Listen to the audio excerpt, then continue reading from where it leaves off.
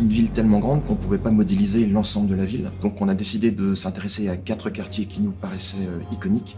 Whitechapel, le quartier des immigrés, les docks de l'East End, à l'époque, ce sont des quartiers qui sont très pauvres, qui sont gangrénés par la criminalité, par les gangs. Le quartier de l'hôpital, ça c'était intéressant pour nous parce que ça permettait de replacer le héros dans un rapport à la maladie. Et dans cette zone-là, il va être perçu comme un médecin.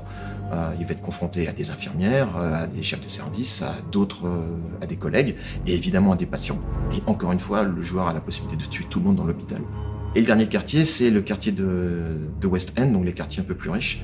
Permettre aux joueurs de voir une espèce de galerie de personnages comme ça de différentes couches sociales.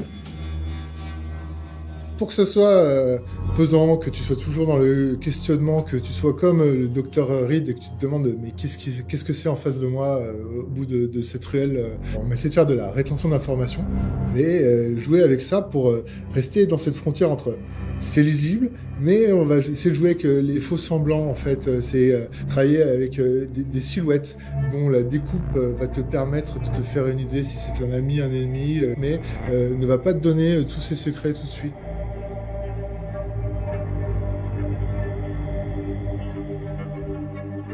Le jeu, donc, on le vit au milieu d'un Londres qui est donc de nuit.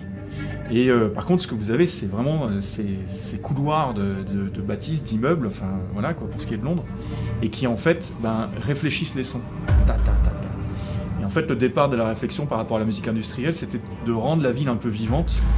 Jonathan Reed, il est seul à marcher, et donc moi je m'imaginais dans cet univers une entité donc musicale qui était seule et qui représentait en fait sa solitude et sa lutte surtout intestine.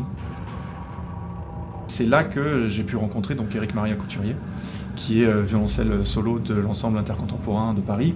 Et quand je lui ai parlé du projet, lui tout de suite, il a compris l'état d'esprit, c'est-à-dire qu'il a un son qui va pouvoir voyager entre quelque chose de très émotionnel, très beau, jusqu'à arriver à du violoncelle très presque bestial, cru, qui va vous vriller les tripes.